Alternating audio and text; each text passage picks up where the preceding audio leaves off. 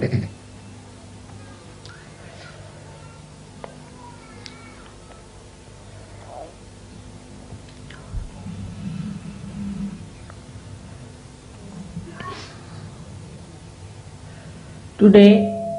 it's a great day that you are here to worship your Guru in the realm of the heart of the universe. If we can do that in our domain of the heart,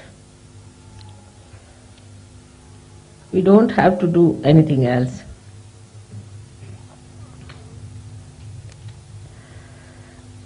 Today also, I feel I have to tell you about Sahaja Yoga and its value, which is related to other yogas which were accepted in the olden days all over the world. They called it one as the yoga, not Sahaja Yoga. It started with various types of practices of Ashtanga yogas, eightfold yogas, with a guru. I one had to go through lots of hardships. Nobody who was married was allowed into that Ashtanga yoga, and they had to give up their families, give up their relationships. They had to become absolutely, just a minute, absolutely without any attachments to go to a guru. All their property, all their possessions were given up, not to the guru, as is done in modern times, but given away. And this was called as yoga. The another style was called as Sankhya. Sankhya is where all your life you have to gather things with detachment and then to distribute them completely.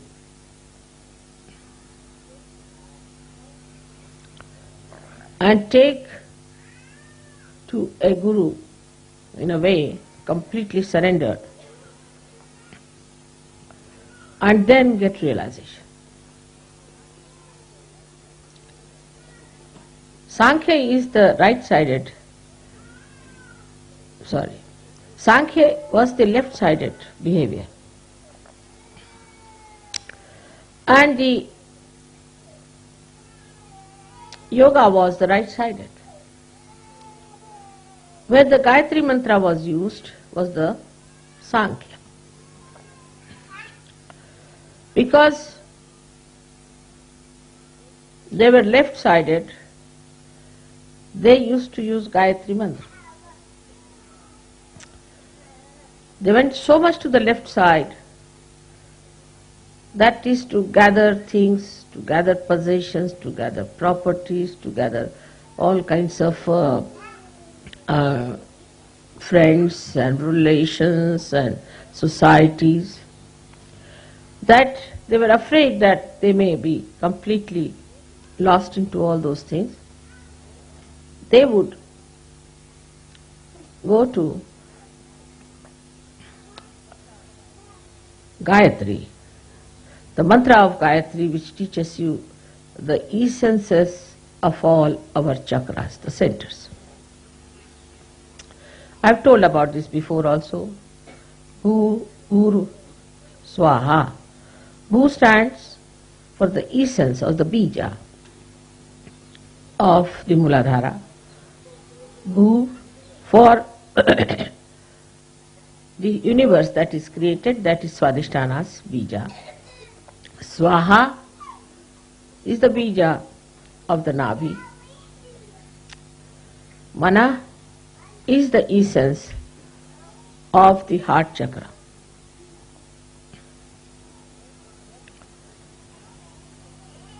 Then Jana is the people, collectivity, is the essence or the bija of the Vishuddhi chakra. Then Tapa is the one where you go into tapasya, into renunciation, into hardships.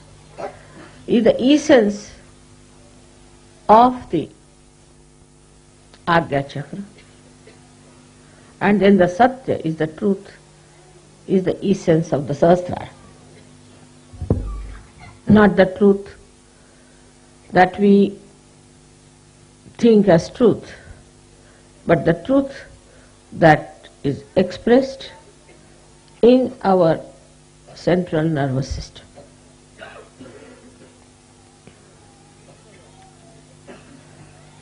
So this is discovered at the 7th stage of the Sahasrara. So the people who did Sankhya were sort of not so much respected as spiritual people, because they thought these are all involved into worldly things and worldly possessions and worldly happenings. So they were regarded as something secondary. Or those who were yogis of the gurus were regarded higher, because they had already given up everything and they have gone to a guru, giving up all the things that they have. But here is gurus had a problem within themselves, because they found that those who came to them gave up everything, no doubt, but still there was lurking attachments.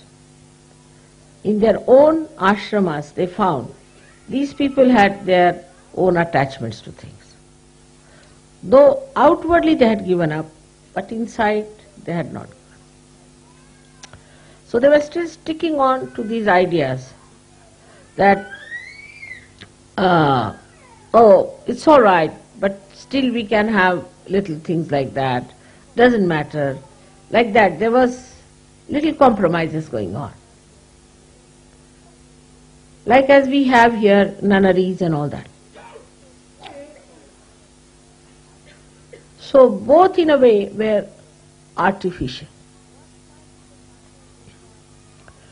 The one side is the Sankhyas were trying to ascend.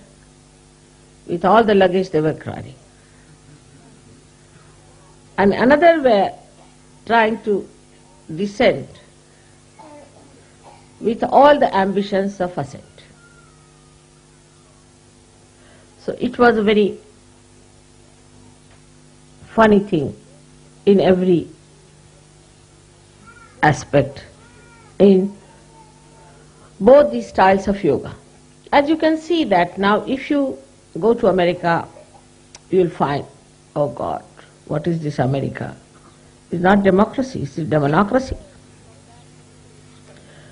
But if you go from that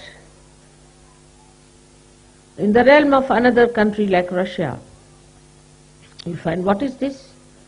You are working here under complete pressures and fears. But as soon as a Russian comes out of that country, he can become worse than an American. So what is this?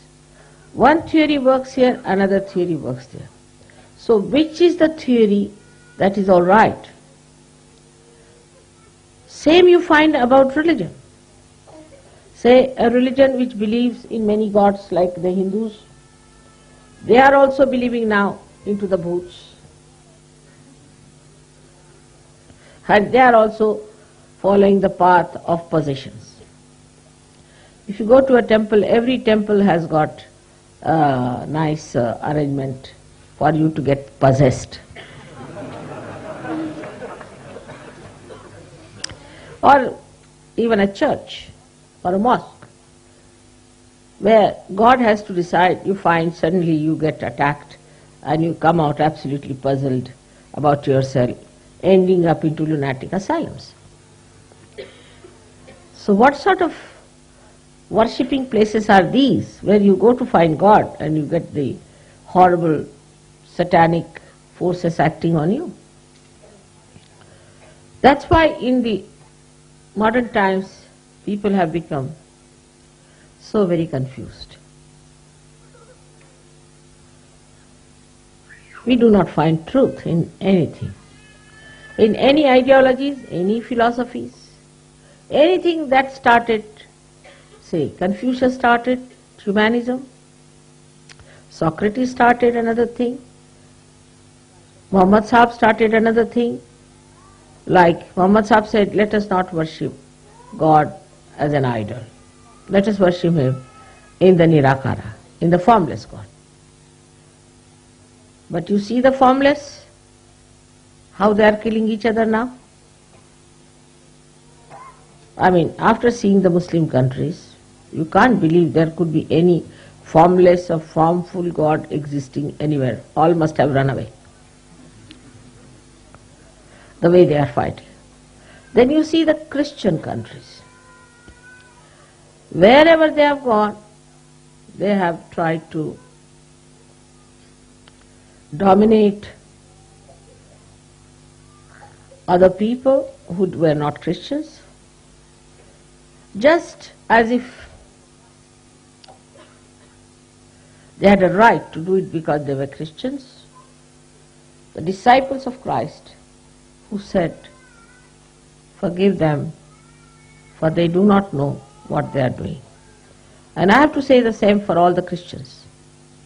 Forgive them, for they do not know what they are doing. And when you are shocked at all these things, one must sit down and think, what is to be done? What's the problem is?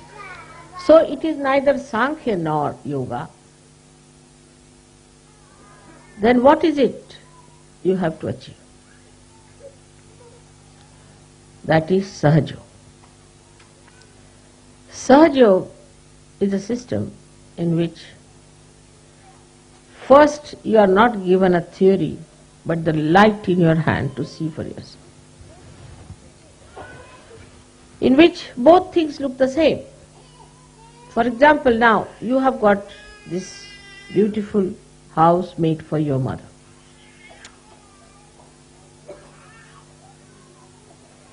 While your mother doesn't know how to get attached to even a pin. It's a funny situation. Everybody has to remind me, mother, it is your house. Oh, I see.